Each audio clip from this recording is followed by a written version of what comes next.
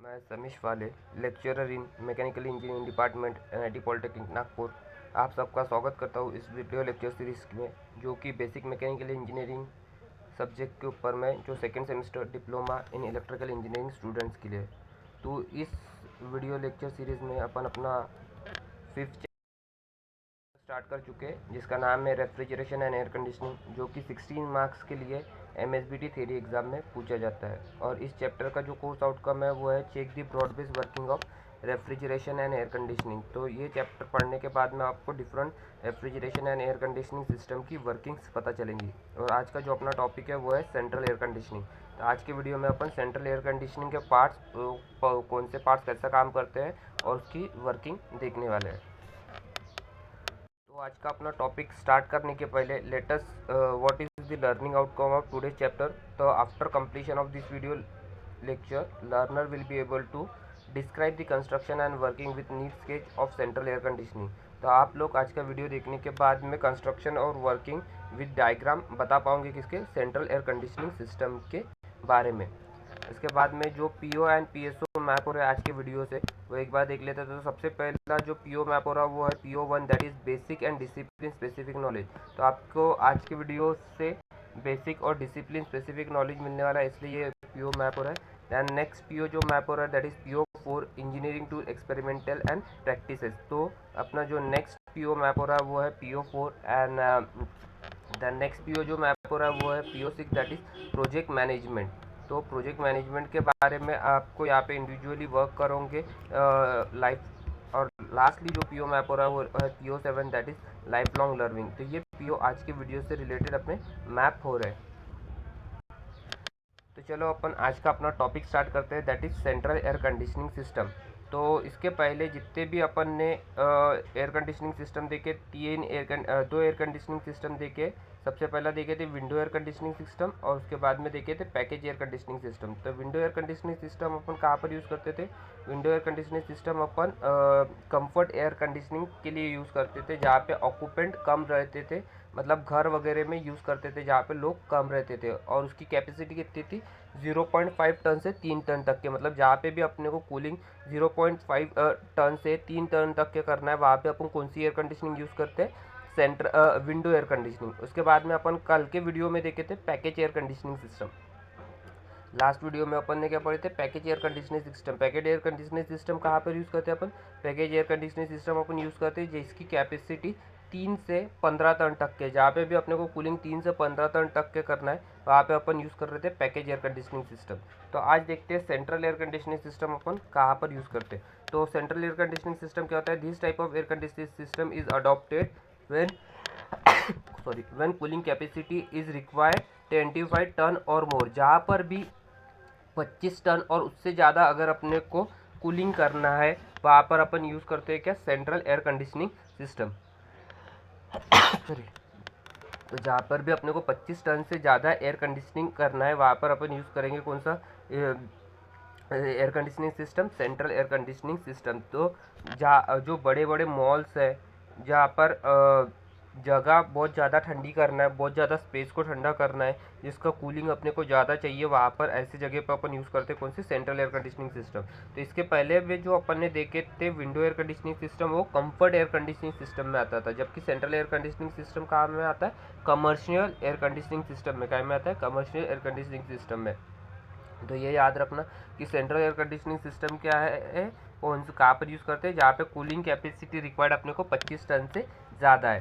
Then next, the central air conditioning system is also adopted, ये और कहाँ पे यूज़ होता है, व्हेन एयर फ्लो, जो एयर फ्लो लगता है अपने को more than 300 meter cube per minute. तो जो अपन ठंडी एयर जहाँ पर सप्लाई कर रहे हैं, अगर वो ठंडी एयर का supply 300 meter cube per minute से ज़्यादा लग रहा है, वहाँ पर भी अपन क्या यूज़ करते हैं, central air conditioning system use करते हैं। तो एक तो 25 टन और उससे ज़्यादा में यूज़ करते हैं, दूसरी चीज़ जहाँ पर 300 मीटर क्यूब पर मिनट, जहाँ पर 300 मीटर क्यूब पर मिनट से ज़्यादा की ठंडी एयर लग रही है, वहाँ पर भी अपन क्या यूज़ करते हैं, central air conditioning system use करते हैं। और different zones in a building to be air condition. और जो एक बिल्डिंग है जैसा शॉपिंग मॉल है, वहाँ पे बहुत सारे एक से ज़्यादा दुकान है, 100 दुकान है, वो सभी दुकानों को अपने को ठंडा करना है, तो ऐसे जगह पे भी अपन क्या यूज़ करते हैं, central air conditioning system use करते हैं। तो अगर अपने को 25 टन या उससे ज़्यादा ठंडा करना है तो वहाँ पर अपन central air conditioning system use करेंगे।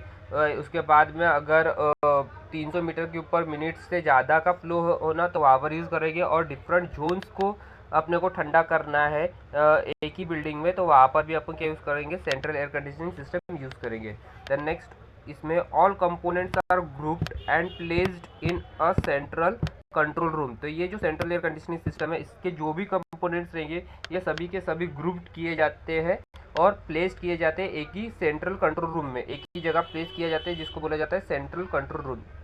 तो सेंट्रल एयर कंडीशनिंग में जितने भी कंपोनेंट्स है वो सभी कंपोनेंट्स को क्या किया जाता है, ग्रुप किया जाता है। ग्रुप बोले तो एक जगह लाया जाता है और वो सभी को एक ही जगह पे प्लेस किया जाता है, जिसको बोला जाता है सेंट्रल कंट्रोल रूम। तो नॉर्मली आप जहाँ पर शॉपिंग मॉल्स वगैरह देखे होंगे तो उसका जो बेसमेंट रहता है, शॉपिंग मॉल्स वगैरह का अगर आपने बेसमेंट देखा होगा तो वहाँ पे नॉर्मली ये सेंट्रल कंट्रोल रूम रहता है। ये पूरे एयर कंडीशनिंग की जितने भी कंपोनेंट है वो पूरे बेसमेंट में लगाए जाते हैं और फिर वहाँ से एयर कंडीशन डक्टिंग के थ्रू पूरे मॉल्स को ठंडा करने के लिए भेजा जाता है। तो all components are grouped and placed in a central control room. तो सभी के सभी जितने भी कंपोनेंट है ये इसमें ग्रुप किए जाते हैं और प्लेस किए जाते हैं कहाँ पे, सेंट्रल कंट्रोल रूम में। All rooms oblique zone are condition by central control room. और इसमें जितने भी अपने को रूम्स या जितने भी जोन्स को कंट्रोल करना है ये सभी के सभी कहाँ से एयर कंडीशन होंगे, सेंट्रल कंट्रोल रूम से। जो सेंट्रल कंट्रोल रूम जहाँ पे पूरे कंपोनेंट लगे हैं वहीं से अपन कूलिंग देते हैं किसको, सभी रूम को और एयर कंडीशन को।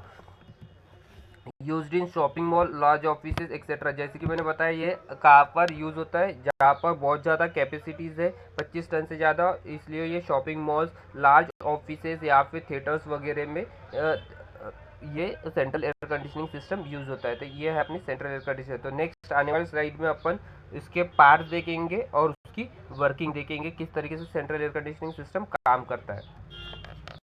तो यहाँ पर आप देख रहे हो कि सेंट्रल एयर कंडीशनिंग सिस्टम जो है ये इसमें जो कंपोनेंट दिए हुए हैं, ये कंपोनेंट ऐसा ज़रूरी नहीं है कि ये पूरे के पूरे कंपोनेंट हर सेंट्रल एयर कंडीशनिंग सिस्टम में रहेंगे ही करके। ये जितने कंपोनेंट ये वाले फिगर्स में दिए हुए ज़रूरी नहीं है ये पूरे के पूरे component central air conditioning system में रहेंगे करके हो। ये डिपेंड करता है अकॉर्डिंग टू यूज़र, अपन कहाँ पर लगा रहे हैं, यूज़र की क्या रिक्वायरमेंट है, उसके हिसाब से ये कंपोनेंट्स डिपेंड करते हैं। तो कुछ कंपोनेंट जो है वो कंपलसरी रहना ही है, जो कुछ कंपोनेंट जो है वो नहीं भी रह सकते। तो सबसे पहला यहाँ पे देखो, जो एक सबसे पहली चीज़ ये जो दिख रही है इसको बोला जाता है एयर डैम्पर। इसको क्या बोलते हैं, इसको बोलते हैं एयर डैम्पर। अभी एयर डैम्पर का काम क्या है, एयर डैम्पर का काम है एयर कितने क्वांटिटी ऑफ एयर ये सिस्टम के अंदर में जानी चाहिए, एयर की कितनी क्वांटिटी ये सिस्टम के अंदर में जानी चाहिए, ये कंट्रोल करने का काम है एयर डैम्पर का। अगर आपने कूलर्स देखे होंगे, पुराने वाले कूलर, अभी वाले कूलर नहीं, जो पुराने वाले कूलर आते थे उसमें ऐसे पट्टियाँ लगी हुई रहती थी, आगे वाला जहाँ पे फैन रहता है उसमें ऐसी पट्टियाँ लगी हुई रहती थी और पट्टी में वो नॉब दिया रहता था। वो नॉब को सेट करते थे, वो नॉब को अगर आपने नीचे किया तो वो जो एयर का फ्लो रहता था वो पूरा का पूरा नीचे आता था, अगर ऊपर साइड किया तो ऊपर साइड जाएगा, अगर लेफ्ट साइड किया तो लेफ्ट साइड जाता था, राइट साइड किया तो राइट साइड जाता था। मतलब वो इज़ नथिंग बट क्या था, डैम्पर था। तो वो उसके हिसाब से अपन क्या करते थे, वो जो एयर आ रही है कूलर में की जो एयर आ रही है वो एयर को अपन कौन से डायरेक्शन में अपने को भेजना है और कितने अमाउंट ऑफ एयर आनी चाहिए वो अपने को वहाँ से कंट्रोल करते थे। अगर अपन उसको पूरा बंद कर देंगे तो हवा बाहर आती ही नहीं थी। जैसे कि अगर आप अभी कार में जो एसीज वगैरह रहती है, अगर उसमें आप देखोगे तो उसमें भी उसी तरीके से रहता है, कार वगैरह एसीज वगैरह जो रहती है उसमें भी उसी तरीके से रहता है। तो वो जो एक चीज़ रहती है जो अपने को एयर का क्वांटिटी कितनी सप्लाई करना है, एयर की कितनी क्वांटिटी सप्लाई करना है इसके अंदर में, उसके लिए एक डिवाइस लगाया जाता है जिसको बुलाया जाता है एयर डैम्पर। तो यहाँ पर ये देखोगे तो यहाँ पे एक एयर डैम्पर इधर है और दूसरा एयर डैम्पर ये ऊपर साइड में है, ये एक यहाँ पर और एक ये यहाँ पर। तो ये जो ऊपर वाले जो दोनों डैम्पर है इसको बोला जाता है रिटर्न एयर डैम्पर, इसको क्या बोलते हैं, रिटर्न एयर डैम्पर। और जो नीचे का डैम्पर है जो मेन लाइन में लगा हुआ है उसको बोलते हैं एयर डैम्पर। तो दोनों का फंक्शन सेम ही है, क्या कि कितनी एयर की क्वांटिटी को एयर सिस्टम के अंदर में भेजना है ये देखता है कौन, एयर डैम्पर।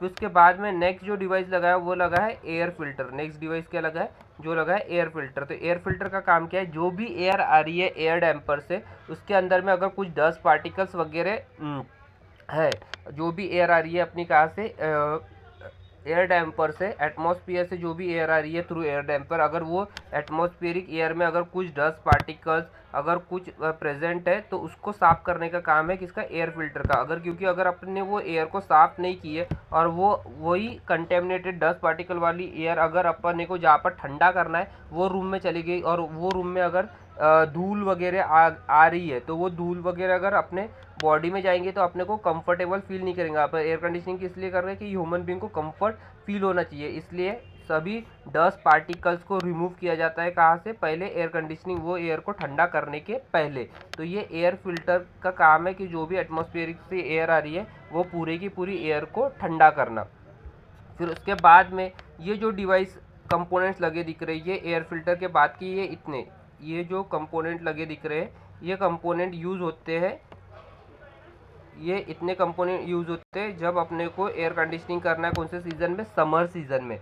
जब अपने को समर सीज़न में एयर कंडीशनिंग करना है, मतलब धूपकाला है, मतलब उस टाइम पे टेम्परेचर ज़्यादा रहेगा, तो तब अपने को एयर को क्या करना पड़ता है, ठंडा करना पड़ता है। धूपकाले में एयर का जो एटमॉस्फेयर का टेम्परेचर रहता है वो ज़्यादा रहता है, वो ज़्यादा होने के कारण से अपने को क्या करना पड़ता है, वो एयर को ठंडा करना पड़ता है। तो वो एयर को ठंडा करने के लिए अपने को कूलिंग डिवाइसेस लगते हैं, वहाँ पे अपने को क्या करना पड़ता है, वो एयर को ठंडा करना है तो अपने को क्या करना पड़ेगा, वहाँ पर कूलिंग, वो एयर में से हीट निकालना पड़ेगा। वो एयर में से क्या करना पड़ता है, अपने को हीट निकालना पड़ता है समर सीजन में। और अगर एयर में से हीट निकालना है तो अपन क्या करते हैं, उसमें से ऐसी कोई चीज़ उसके कांटेक्ट में लाना पड़ेगा जिसका टेम्परेचर वो एयर से कम हो, तो उसके लिए अपन ये वाले डिवाइसेस लगाते हैं। तो यहाँ पर जो ये डिवाइस लगा है चिल्ड वाटर कॉइल, ये जो चिल्ड वाटर कॉइल है ये इज़ नथिंग बट क्या है, अपनी इवापोरेटर कॉइल। ये चिल्ड वाटर कॉइल क्या है, अपनी इवापोरेटर कॉइल।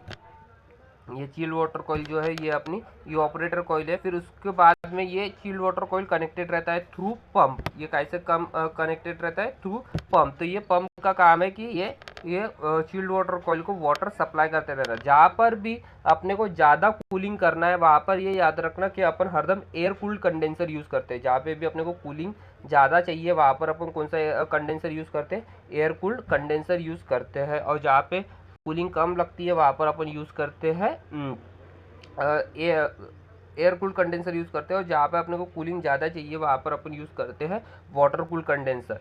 तो अपने को ये चिल्ड वाटर कॉइल में अपने को क्या करना पड़ता है, ये पंप को ठंडा पानी कंटिन्यूसली सप्लाई करना पड़ता है। वो फिर ये जो वाटर आता है, ये वाटर ने हीट एब्जॉर्ब, एयर की हीट एब्जॉर्ब करने के बाद में ये वाटर जाता है चिलर में। ये चिलर कनेक्टेड रहता है आपका किससे, कूलिंग टावर से। ये चिलर कनेक्टेड रहता है कूलिंग टावर से। कूलिंग टावर का काम मैंने पिछले वाले इसमें भी बताया था। कूलिंग टावर का काम क्या है, ये जो भी वाटर आ रहा है, ये जो भी वाटर आ रहा है जिसका टेम्परेचर ज़्यादा है वो वाटर को ठंडा करना, वो वाटर को ठंडा करने का काम किसका है, कूलिंग टावर का। तो ये जो भी वाटर रहता है ये जाता है अपना कहाँ पर, चिलर के थ्रू ये जाता है कूलिंग वाटर। तो ये वाले जो कंपोनेंट है ये यूज़ करते हैं अपन समर सीजन में। उसके बाद में ये जो कंपोनेंट है, इसके बाद के ये जो कंपोनेंट लगे दिख रहे हैं, ये जो कंपोनेंट है ये कंपोनेंट यूज़ करते हैं अपन विंटर सीजन में। ये कंपोनेंट अपन यूज़ करते हैं कब, विंटर सीजन में। तो अगर आप विंटर सीजन में देखोगे तो एयर का टेम्परेचर कम होता है। विंटर सीजन में क्या होता है, एयर का टेम्परेचर कम होता है। तो एयर का टेम्परेचर कम होता है तो अपने को क्या होती है, ठंडी महसूस होती है वो एयर से। तो अपने को वो एयर का टेम्परेचर क्या करना पड़ता है, बढ़ाना पड़ता है। वो एयर का टेम्परेचर अपने को क्या करना पड़ता है, बढ़ाना पड़ता है। तो उस टाइम पे एयर का टेम्परेचर बढ़ाने के लिए अपने को एक ऐसी कोई चीज़ लाना पड़ेगा जिसका टेम्परेचर वो एयर के टेम्परेचर से क्या हो, ज़्यादा हो। तो जैसा उसका टेम्परेचर, ऐसी कोई चीज़ लाए जिसका टेम्परेचर वो एयर के टेम्परेचर से ज़्यादा है, तो वो क्या कर देगा, वो एयर उस वाली चीज़ की हीट को एब्जॉर्ब करेगा और वो गर्म हो जाएगा। गर्म हो जाएगा तो एयर का टेम्परेचर बढ़ जाएगा। तो एयर का टेम्परेचर बढ़ेगा तो अपने को वो जो भी रूम में अपन उसको भेजेंगे तो उससे ह्यूमन बींग को कंफर्टेबल फील होगा। तो इसमें कौन से कंपोनेंट यूज़ होते हैं, एक होता है hot water coil. Hot water coil मतलब इसमें जो भी पानी सप्लाई होगा कौन सा होगा, हॉट वाटर रहेगा। उसके बाद में रहता है अपना पंप। तो ये कॉइल में पानी सप्लाई करने के लिए पंप लगाते हैं अपन, जैसा कि कूलिंग इसमें भी अपन पंप लगा रहे थे। और उसके बाद में एक डिवाइस लगा रहता है बॉयलर। बॉयलर का काम क्या है कि ये जो पानी, इसमें गर्म पानी जो लग रहा है वो पानी को गर्म करना, वो पानी को गर्म करने का काम किसका काम है, बॉयलर का। ये हो गया अपना हॉट वाटर कॉइल, और उसके बाद में एक डिवाइस लगा रहता है जिसको बोलते हैं ह्यूमिडिफायर। ह्यूमिडिफायर क्या करता है कि ये जो भी एयर आ रही है, ये जो भी एयर आएंगी, ये एयर क्या कर रही है, अभी हीट को एब्जॉर्ब कर रही है, ये एयर हीट को एब्जॉर्ब कर रही है। तो अगर हीट को एब्जॉर्ब करेंगी वो एयर, तो वो हो सकता है उसमें के जो मॉइस्चर कंटेंट है, जो ह्यूमिडिटी अपन ने बताया था मैंने, ह्यूमिडिटी 50% रहनी चाहिए, तो वो अगर वो हीट एब्जॉर्ब कर रही है तो हो सकता है उसके अंदर के जो मॉइस्चर कंटेंट है वो पूरे के पूरे रिमूव हो जाए, मतलब उसमें मॉइस्चर नहीं रहे, वो एयर सूखी हो जाएगी। और अगर एयर सूखी हो जाएंगी तब भी अपने को कंफर्टेबल फील नहीं होता है, तब भी अपने को कंफर्टेबल फील नहीं होता है। इसलिए अपन क्या करते हैं, वो एयर को गर्म करने के बाद में उस एयर में अपन क्या करते हैं, ये ह्यूमिडिफायर से ये नोजल्स जो लगे हैं ह्यूमिडिफायर के, इससे अपन वाटर को क्या करते हैं, वो एयर में स्प्रे करते हैं। वाटर पे क्या करते हैं, वो एयर में वाटर के ड्रॉपलेट स्प्रे करते हैं, मतलब ह्यूमिडिफाई करते हैं, वो एयर को क्या करते हैं, ह्यूमिडिफाई करते हैं, ताकि उसमें वो एयर में कुछ तो भी वाटर के ड्रॉपलेट्स प्रेजेंट रहे, ताकि अपनी ह्यूमिडिटी क्या रहे, मेंटेन रहे, ताकि अपनी ह्यूमिडिटी क्या रहे, मेंटेन रहे। इसलिए अपन यहाँ पे लगाते हैं ह्यूमिडिफायर। फिर उसके बाद में जो डिवाइस लगा हुआ रहता है वो रहता है फैन। तो फैन क्या करता है, ये जो भी एयर आ रही है, ये कूलिंग कॉइल से आओ या हीटिंग कॉइल से आओ, ये पूरी की पूरी एयर ये फैन क्या करता है, सक करता है। यहाँ पे सेंट्रीफ्यूगल फैन लगा हुआ रहता है, ये फैन एयर सक करता है, वो जाता है आपका डक्ट में, ये डक्टिंग सिस्टम लगा रहता है फैन में, और ये पूरी की पूरी एयर जाती है कंडीशन रूम में। मतलब जहाँ पर भी अपने को रूम को ठंडा करना है वहाँ पर अपन ये डक्टिंग के थ्रू ये एयर को अपन भेजते हैं। अगर समर सीजन है तो अपन को ठंडा करने के लिए भेजेंगे, अगर विंटर सीजन है तो गर्म करने के लिए भेजेंगे। तो ये पूरी की पूरी एयर अपन भेजते हैं कहाँ पर, कंडीशनड रूम में। तो ये रूम एक ही नहीं हो सकता, यहाँ पे बहुत सारे सेंट्रल एयर कंडीशनिंग में बहुत सारे कंपोनेंट रूम ये रहते हैं, सॉरी बहुत सारे रूम रहते हैं। तो ये उसके बाद में यहाँ पे भी कंडीशन रूम के आगे में एक फ़ैन लगा हुआ रहता है, जो भी सेंट्रीफ्यूगल फैन रहता है, जिसको रिटर्न एयर फैन बोलते हैं। मतलब ये जो रूम की एयर है, ये एयर को वो सक करता है, और वो एयर फिर से ये रिटर्न डैम्पर के थ्रू क्या करता है, अपना रिटर्न डैम्पर ये जो लगा हुआ है, ये जो रिटर्न डैम्पर लगा है, इसके थ्रू ये एयर फिर से यहाँ पे सप्लाई करता है, ये एयर यहाँ पे क्या करता है, फिर से सप्लाई करता है। और अगर अपने को कुछ और ज़्यादा एयर लग रही है तो ये यहाँ से बाईपास वॉल से फिर से और एयर ज़्यादा एयर अपने को सप्लाई करता है। तो ये पूरे कंपोनेंट्स, ये जितने कंपोनेंट दिख रहे हैं आपको, ये return air fan, centrifugal fan, ये पूरे जितने भी कंपोनेंट्स हैं ये एक जगह पे लगे हुए रहते हैं, जिसको जहाँ पर लगे हुए रहते हैं उसको बोला जाता है सेंट्रल कंट्रोल रूम, जिसको क्या बोलते हैं, सेंट्रल कंट्रोल रूम। तो ये पूरे के पूरे कंपोनेंट एक ही जगह पे लगा हुए रहते हैं, जिसको बोला जाता है सेंट्रल कंट्रोल रूम। तो ये पूरे कंपोनेंट एक जगह रहते हैं, जिसको सेंट्रल एयर कंट्रोल रूम बोला जाता है। तो अभी सभी कंपोनेंट पता चल गए, सभी कंपोनेंट के फंक्शन पता चल गए होंगे। तो अभी अपन देखते हैं एक एक करके उसके वर्किंग, ये सेंट्रल एयर कंडीशनिंग वर्क कैसे करता है। तो सबसे पहले जैसा अपन ने सेंट्रल एयर कंडीशनिंग को चालू किया, तो ये एटमॉस्फेयर से एयर कहाँ पे आएंगी, ये एयर आना चालू हो जाएंगे अपने ये सिस्टम के अंदर में थ्रू डैम्पर। तो डैम्पर कितने अमाउंट ऑफ एयर सप्लाई करना है वो डिसाइड कर लेगा, फिर वो एयर आ गई अंदर। अभी ये जो एयर अंदर आ गई, फिर ये गई फिल्टर में गई, तो क्या हो गया, एयर जो भी उसमें डर्ट पार्टिकल प्रेजेंट है वो उसने रिमूव कर दिया। फिर ये एयर फ्लो होती है अपने काय पे, कूलिंग कॉइल के ऊपर में, ये एयर फ्लो होती है अपने कूलिंग कॉइल के ऊपर में। अभी ये चिल्ड वाटर कूलिंग कॉइल के अंदर से ये अपन कूलिंग टावर से क्या किया, ठंडा पानी लाए हैं, ये ठंडा पानी ये कॉइल के अंदर में फ्लो हो रहा है। ये ठंडा पानी कहाँ पर फ्लो हो रहा है, ये कॉइल के अंदर में। तो ये ठंडा पानी जब ये कॉइल के अंदर में फ्लो होता है तो वो वाटर का टेम्परेचर कम है, जो एयर उसके ऊपर में फ्लो हो रही है उसका टेम्परेचर ज़्यादा है, तो वो वाटर क्या कर लेगा, वो एयर के टेम्परेचर को एब्जॉर्ब करेगा। जैसी एयर वो वाटर के ऊपर में है तो वैसे ही वो क्या करेगा, वो एयर के वाटर को वो एयर के टेम्परेचर को वो वाटर क्या कर लेगा, एब्जॉर्ब करेगा। जैसा उसने एब्जॉर्ब किया तो वो एयर का टेम्परेचर क्या हो जाएगा, ठंडा हो जाएगा। अब वो एयर का टेम्परेचर कम हो जाएगा, एयर का टेम्परेचर कम हो गया मतलब अभी एयर अपनी क्या होगी, ठंडी हो गई। अभी एयर क्या होगी, अपनी ठंडी हो गई। तो ये ठंडी एयर फिर आगे में सप्लाई होंगी डायरेक्टली कहाँ पर जाएंगी, फैन में। इस टाइम पे ये जो है ये वाला सिस्टम, हीटिंग वाला सिस्टम काम नहीं करेगा। एक तो कूलिंग वाला सिस्टम काम कर रहा है तो हीटिंग वाला नहीं करेगा, अगर हीटिंग वाला कर रहा है तो कूलिंग वाला नहीं करेगा। ये आपको याद रखना है। यहाँ पर दोनों दिया हुआ है, पर इसका मतलब ये नहीं कि कूलिंग कॉइल के बाद में डायरेक्टली एयर आपकी हीटिंग कॉइल में जाएंगी, नहीं। एक तो आपकी कूलिंग कॉइल ऑपरेट करेंगे या फिर हीटिंग कॉइल ऑपरेट करेंगी। तो अगर ये एयर ठंडी हो गई थी फिर ये डायरेक्टली चली जाएंगी फैन में, और ये फैन के थ्रू फिर डक के थ्रू कंडीशन रूम में चली जाएंगी। फिर यहाँ पे ये जो गर्म पानी हो गया है ये कूलिंग कॉइल का, वो पानी आ जाएगा अपना नीचे में चिलर में, और ये चिलर के थ्रू जाएगा कूलिंग टावर में। तो ये कूलिंग टावर में वो फिर से ठंडा होगा। तो ये हो गया अपना पहला प्रोसेस।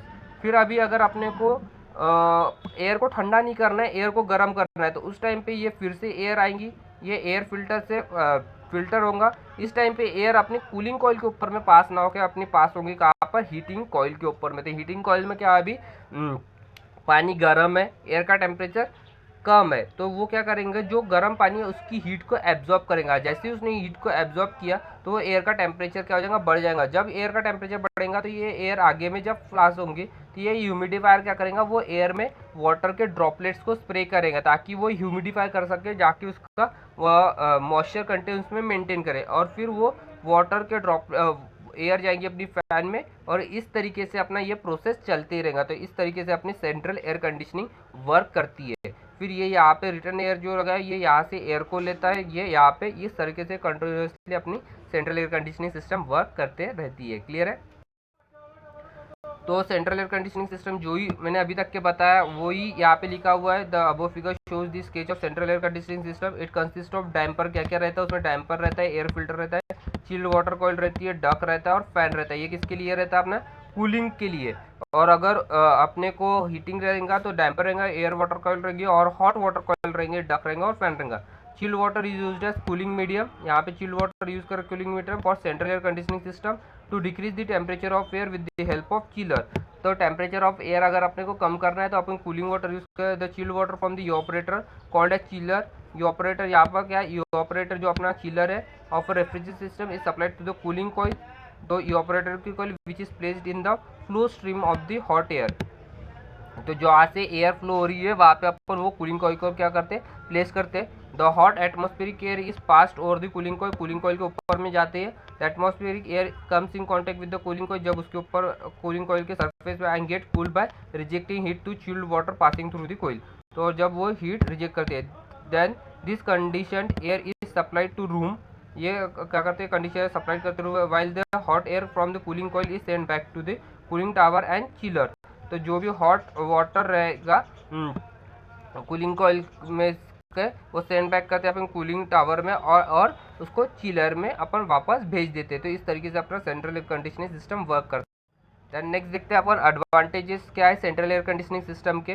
तो सबसे पहला एडवांटेज है low investment cost per unit of refrigeration as compare to total cost of separated unit. तो अगर इसमें जो कॉस्ट लगता है वो क्या लगता है, कम लगता है as compare to separate unit. अगर अपने पास में 100 रूम है, अगर अपने को 100 पूरे रूम को एयर कंडीशन करना है तो अपने को 100 air conditioning system, 100 window air conditioning या 100 पैकेज एयर कंडीशनिंग सिस्टम अलग अलग लगाना पड़ेगा। अगर अपन 100 अलग अलग लगाएंगे तो उसका जो कॉस्ट रहेगा वो क्या रहेगा, अपना ज़्यादा रहेगा एज कम्पेयर टू अगर अपन ने एक ही सेंट्रल एयर कंडीशनिंग सिस्टम लगा और उससे पूरे 100 रूम को एयर कंडीशनिंग कर रहे। तो space occupied is less as compare to room unit air conditioner which needs to be placed in the room.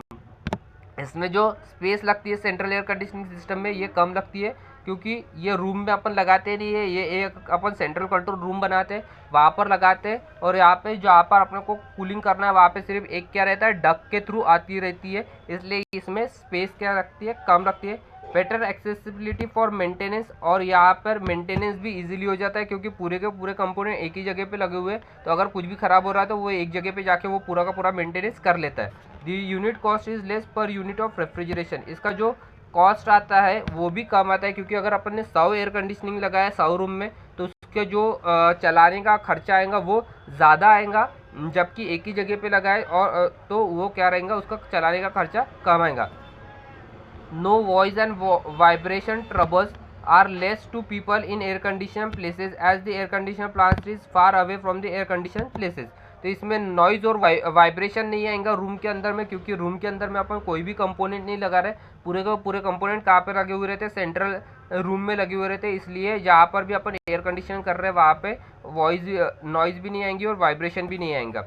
तो उसके बाद में the exhaust air can be return and maximum possible quantity of exhaust air is recirculated again which reduces the cost of refrigeration। और यहाँ पे अपन क्या कर रहे हैं, जो एग्जॉस्ट एयर है वो फिर से एयर को अपन क्या कर रहे हैं, रीयूज कर रहे हैं। तो रीयूज करने के कारण से अपने को वो एयर को ज़्यादा ठंडा या ज़्यादा गर्म नहीं करना पड़ेगा, तो इसके कारण से जो कॉस्ट ऑफ रेफ्रिजरेशन है वो भी क्या हो जाता है, कम हो जाता है। तो ये कुछ एडवांटेजेस है अपने सेंट्रल एयर कंडीशनिंग सिस्टम के। तो देखते हैं डिसएडवांटेज क्या है। तो डिसएडवांटेज, सबसे पहला डिसएडवांटेज देखिए, result in large size duct which are costly and occupy large space. तो इसमें अपने को जो भी सिस्टम, अपन जो भी एयर कंडीशनिंग कर रहे हैं वो किसके थ्रू कर रहे हैं, डक्टिंग के थ्रू कर रहे हैं। अगर डक्टिंग के थ्रू कर रहे हैं तो इसके लिए अपने को बड़े बड़े साइज़ के डक्ट बनाना पड़ेगा, और जो कि कॉस्टली होते हैं इनिशियली स्टेज पे। वो अपन जब डक्ट बनाते हो तो वो क्या लगता है, अपने को कॉस्टली लगते हैं, और उसको स्पेस भी ज़्यादा लगती है। तो ये एक डिसएडवांटेज है। Thought insulation is provided, thermal losses are likely to occur due to long ducting.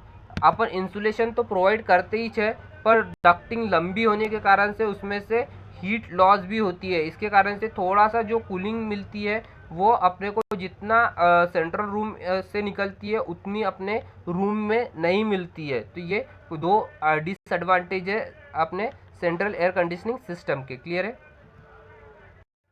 तो let us summarise what we have learn today. आज अपन ने क्या क्या देखे, एक बार फिर से समराइज कर देता हूँ। तो सबसे पहले तो अपन ने सेंट्रल एयर कंडीशनिंग सिस्टम क्या होता है उसके बारे में बताया, मैंने कहाँ पर यूज़ होता है वो बताया, कहाँ पे यूज़ होता है, जहाँ पे भी 25 टन से ज़्यादा है कैपेसिटी कूलिंग करना है वहाँ पे, या फिर 300 मीटर क्यूब पर मिनट से, या फिर अलग अलग रूम को एक ही बिल्डिंग में अपने को ठंडा करना है वहाँ पर यूज़ होता है। फिर सेंट्रल एयर कंडीशनिंग के पूरे जितने भी पार्ट्स है वो एक जगह अपन ग्रुप करते हैं, और वो कहाँ पे रखते हैं उसको, जिसको सेंट्रल कंट्रोल रूम बोला जाता है। यूज़ कहाँ पे होता है, शॉपिंग मॉल्स में, लार्ज रेस्टोरेंट्स वगैरह में यूज़ होता है। फिर उसके बाद में अपन ने पार्ट्स देखे, दोनों पार्ट्स बताया मैंने, विंटर सीजन में कौन से पार्ट्स यूज़ होते हैं वो भी बताया, समर सीजन में कौन से यूज़ होते हैं वो भी बताया, और कैसे कैसे काम करते हैं वो सभी पार्ट्स, उसका अपन ने फंक्शन देखे। उसके बाद में अपन ने वर्किंग देखे सेंट्रल एयर कंडीशनिंग सिस्टम के बारे में। तो ये जो PO मैप हो रहा है आज के वीडियो से वो है PO1, PO4, PO6 और PO7। तो ये आज के वीडियो से अपने PO क्या हो रहे हैं, मैप्ड हो रहे हैं। क्लियर है? तो थैंक यू वेरी मच। अगर किसी को भी कुछ भी डाउट है आज की वीडियो से रिलेटेड तो आप मुझे डायरेक्टली कांटेक्ट कर सकते हो। और नेक्स्ट वीडियो लेक्चर में अपन पढ़ने वाले हैं फॉल्ट्स इन रेफ्रिजरेटर। रेफ्रिजरेटर में कौन से फॉल्ट्स आते हैं, वो फॉल्ट्स को कैसे दूर करेंगे वो अपन नेक्स्ट वीडियो में पढ़ने वाले हैं। Till then keep learning. Thank you.